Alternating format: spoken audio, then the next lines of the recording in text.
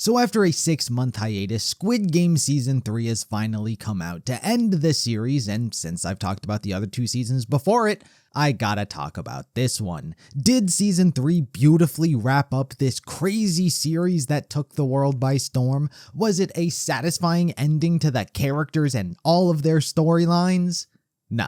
Squid Game Season 3 was not as good as I was hoping. Not to say that I thought it was necessarily bad, but I don't think it was that good just from a viewer perspective.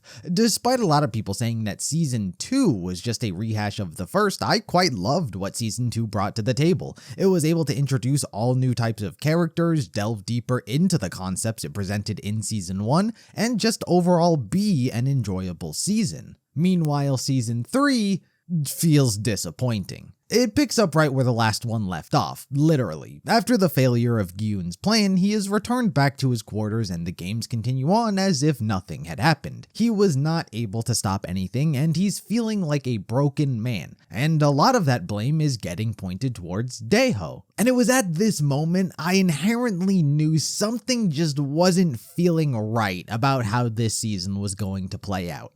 It started out strong enough with the hide and seek minigame where everyone was split into 2 groups at chance. Hiders obviously have to hide from the seekers in this maze-like arena, while seekers have to kill at least one of the hiders to ensure their safety to the next round. While there's a lot to talk about with what happens with this one game alone, the biggest sense that something wasn't right for me was the storyline with Dejo, because he felt so unrecognizable from the last season. Obviously the raid had failed and Dejo felt a lot of responsibility as he wasn't able to bring everyone the magazines. But what was so off for me was how it felt like it was solely pinning the blame on him. In fact, Young Sik goes so far as to immediately blame him, which sends Guillune on this one-man murder mission, and I'm just sitting here thinking, it's not his fault. At least not entirely. Like, yeah, the bullets probably would have helped them hold out a little bit longer, but there was no way that plan was ever going to be successful. And it's not like I'm upset that Guillune was looking to take out his anger on someone, because he didn't know Inho was deceiving everyone. He didn't know he was the front man this entire time. So I get that he's angry and not thinking rationally,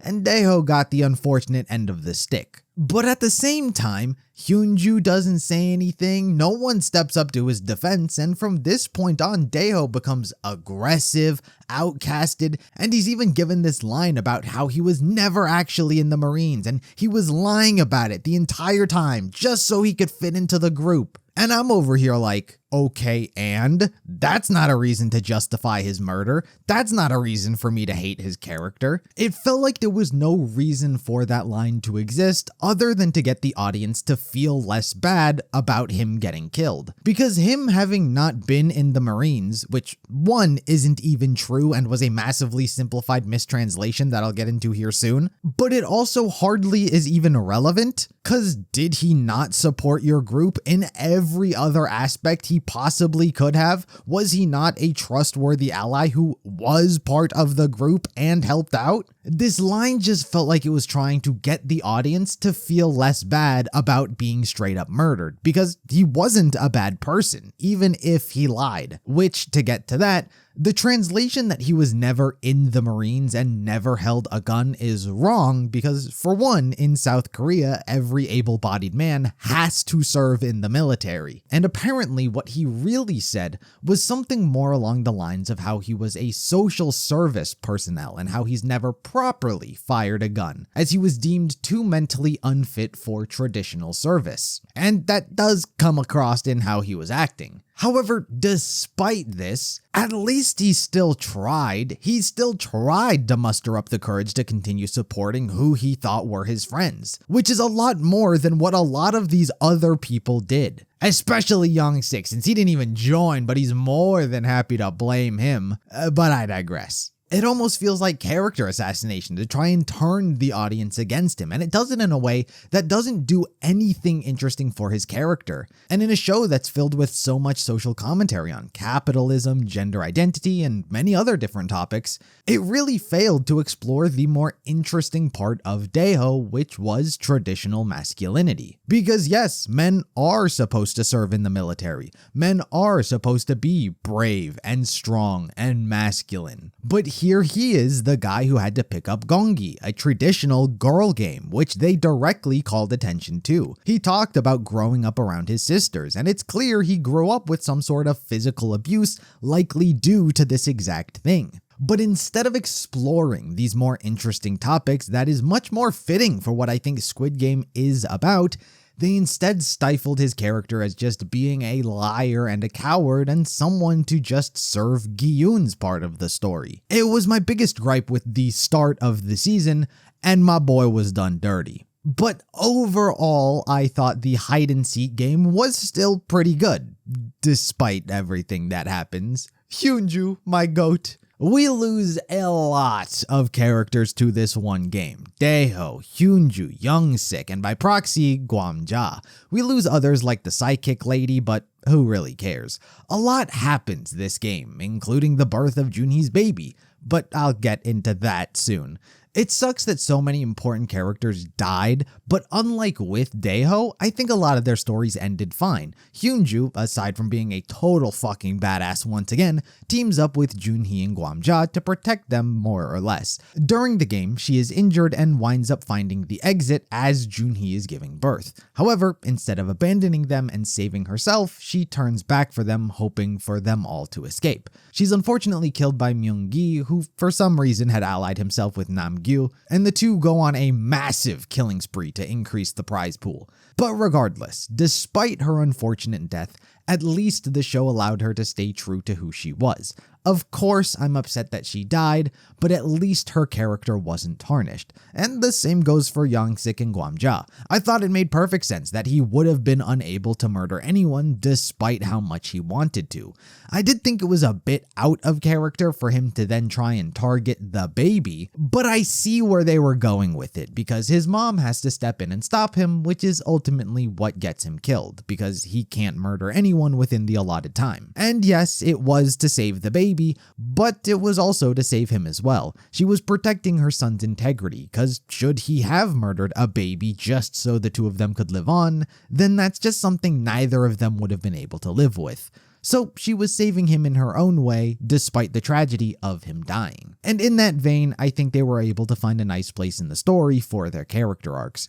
Gwamja would go on to kill herself shortly after, which is sad, but makes sense for her character. The problem Season 3 faced after Episode 2 is that everyone we were remotely interested in and cared about died. So at best, we were left with Guillune and Junhee. Myung-gi was still alive, but he murdered Hyunju and he wasn't exactly on anyone's good side. Namgyu and Min-soo were like the only other remotely relevant characters that we've been observing, but they don't exactly have anything interesting going on. And because everyone else we came to know and enjoy is gone, so much screen time is eaten up by the new VIPs who still can't act, and Player 100, who no one fucking likes. Like, the amount of screen time they all get this season is insane, and there's no enjoyment to be had from any of them. It's not like they are interesting characters doing interesting things. They're literally all just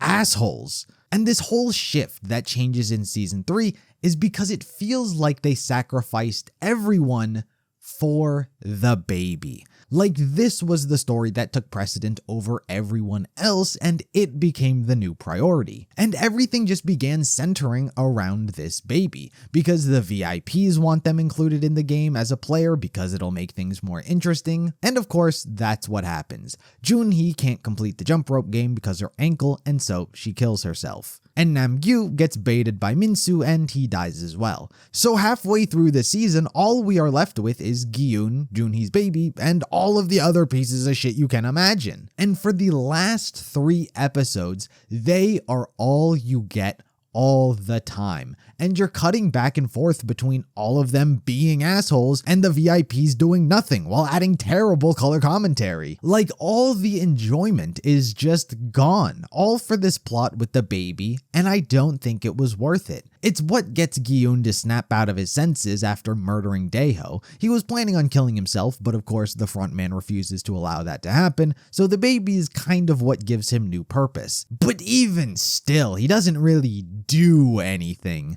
Like, he holds the baby, but that's about it. After the jump rope game, he's not very proactive in how he's going about actually trying to protect it. Like, Inho, after finally revealing himself, gives him the opportunity to kill everyone so he and the baby can leave. It's part of the backstory we learn of Inho, as he too was given this option and took it, but Guillune unfortunately doesn't. And I'm not gonna say I don't get why he doesn't take it, but at the same time, did you have to leave him with the most reprehensible human beings to exist? I might be more conflicted as a viewer if everyone left didn't deserve to be murdered in their sleep, and there were like one or a couple characters that we remotely cared about, and maybe that was the point, to have all of these morally bad people left to make that decision on Guillune's part stronger. But for one, not only do I not care, but two, for me, Guillune lost his morality card the moment he killed Dejo. That was already him crossing the line. You don't get to have a little Sabiak flashback saying, that's not who you are. It is. He did it. I saw it. So you might as well do it to save the baby on people who don't deserve to live. But of course, he doesn't. And he doesn't do anything after either. Because he doesn't do anything, everyone votes to keep the games going for the last and final game, which is like Squid Game in the sky or something. It's literally just a game of sacrifice. 3 platforms, 1 person needs to die each platform to move on to the next one. And considering all that we're left with is a bunch of psychopaths, they control everything that's happening while Guillune just stands there with the baby. Like, the sheer fact that he doesn't just get shoved off with the baby is already hard to believe. These people don't care about each other, as is only ever continuously evident. At no point did I think they wouldn't turn on each other. But once again, through sheer lack of doing anything, he somehow manages to survive to the end, and it becomes only him, the baby, and Myung-gi. Myung-gi is kind of his own topic of conversation, as we've seen specifically this season, his descent into madness. It's not as over the top as all of the other antagonists we got this season, so in that regard I kinda like how it was much more gradual of a change, because last season everyone believed he was trying to redeem himself. He was still a piece of shit wanting the money over Junhee and their baby, but still, in the dynamic of Thanos and him, a lot of people viewed Thanos as the bad guy.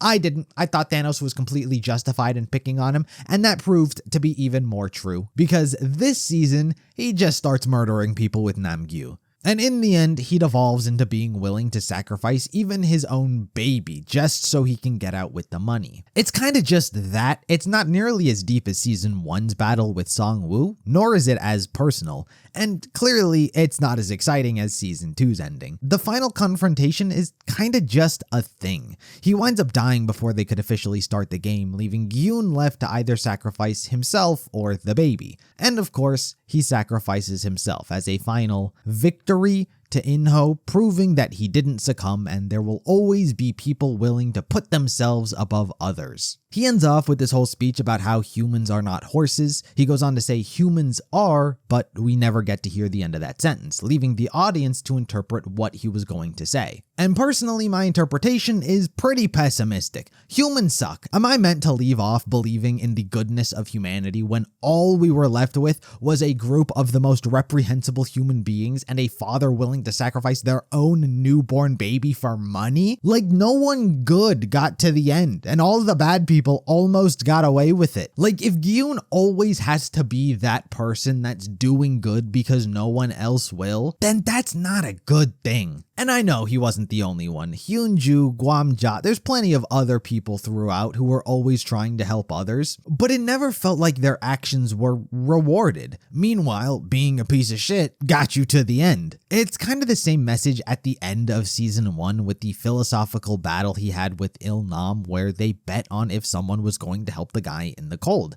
and inevitably someone did. It's kind of the same type of message, just this time Guillune was the one to do something. I don't know, I get it, but it didn't leave me with a lot of faith. So despite his sacrifice as a final middle finger to the frontman and the VIPs, it hardly feels like any sort of victory. And I wasn't expecting a victory per se, alter the direction of human nature and prevent desperate people from making desperate choices, or stopping the rich from exploiting the poor and changing the world in a way like that. But the overall message this season feels like it tries to leave off is that belief in the goodness of others. But it's like, how can I? And that kind of leads me on to another topic that disappointed me, which was Inho himself. He was such an integral piece of what made season 2 work. His dynamic with Guillune and their battle of ideologies and how a situation should be dealt with was the best part of that season for me. And I was excited to see what played out in season 3 now that everything was over. And when the two met face to face, it was nothing. He says sorry about Jungbae and tells him to kill the people in their sleep. But despite Guillune's frustration, despite prepping for this moment, he doesn't do anything. Inho tells him that if he kills him, someone will take his place, which I'm sure is true. But still, there's hardly a conversation here. There's hardly any interaction between these two. I wish I had more to say about these two characters, but we just sadly didn't get anything to talk about. By the time the series is over, Inho does honor Guillune's sacrifice by protecting the baby and putting it in the hands of his brother, along with delivering his belongings to his daughter, so it's clear that Guillune did have an impact on Inho. I just wish it were more of a focus this season instead of the VIPs and Player 100. And that's not even bringing up all of the other story arcs that weren't part of the main plot I haven't mentioned. Everyone was already feeling like Junho's story to find his brother was a complete waste of time. And it was. We spend so long on this boat searching for the island, only to learn that the captain has actually been working in tandem with the frontman and was ordered this entire time to keep him away from the island. And Junho never figures that out. Woo-sok figures it out, and he's only been helping him for a couple days. Junho's been doing this for months, and he's none the wiser. Woo-sok is actually a goat for being competent and going through the lengths he went through. But even still, it was for nothing.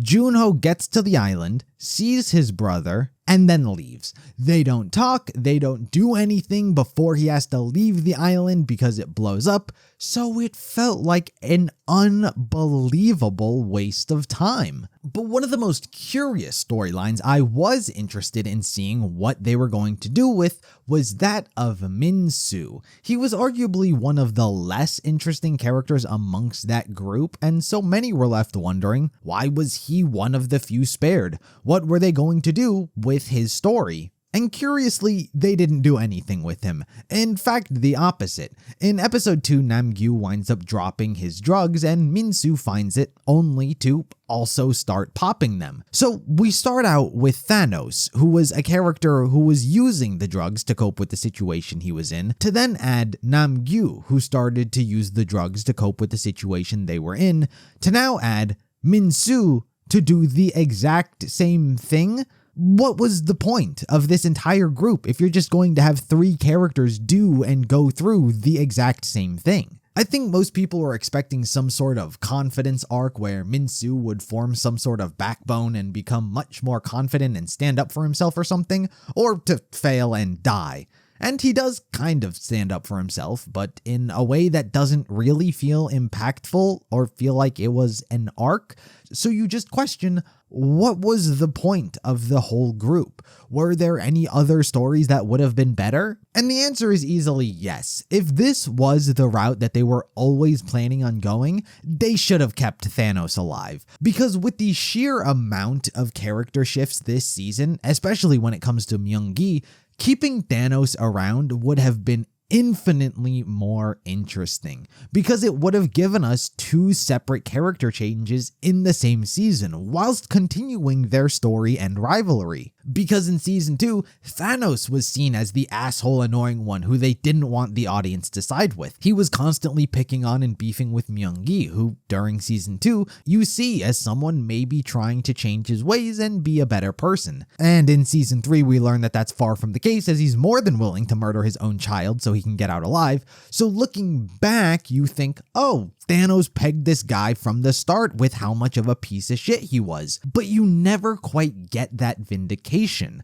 Myung-gi kinda just becomes the villain with no one there to call him out on it. Minsu's story didn't amount to anything. I thought his serial killer vibe was cool and all while he was on the drugs, which runs out immediately after, so then he immediately just goes through withdrawals and becomes a nothing character. And the same goes for number 11 and player 246. That was a storyline I was actually interested to see what played out, and it does play out. She was in fact the guard that shot him, and she shot him non-lethally. She helps him get patched up and escape, and that's pretty much all he does. We don't see him try to really help in any meaningful way or anything. He runs into Junho and he's the one that points him to the island, but at that point, he really didn't need his direction as he was already right there, and he just returns to being an artist. His daughter's treatment went well, so that's good, I guess. He's probably walking away with a lot of trauma and no money to show for it, but whatever. And number 11's story, I feel like we didn't get enough time with her to even humanize her.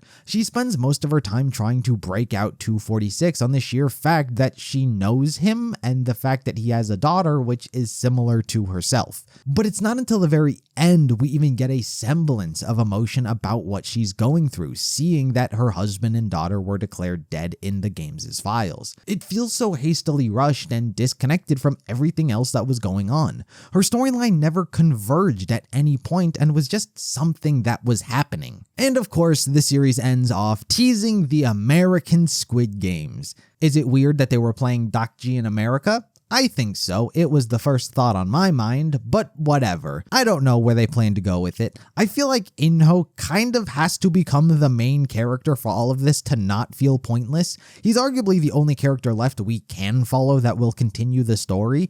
I don't know if that's what they want or if all of this is meant to kind of just be their own story and standalone products. I don't know. The ending of Squid Game Season 3 was kinda just a rehash of the first. There are those who will continue to hold a pessimistic view on others less fortunate, while there will always be those who remain hopeful in the goodness of others. The unfortunate thing is I think Season 1 got that message across better, along with everything else this season rehashed, which is why I was hoping for a drastically different ending. I wish more people survived, the good people, not these assholes, because it would have been different, but instead we got the same message in a worse CGI package. The first 2 seasons of Squid Game were so amazing that I just wish it stuck the landing better. Again, I don't think it was bad, just disappointing.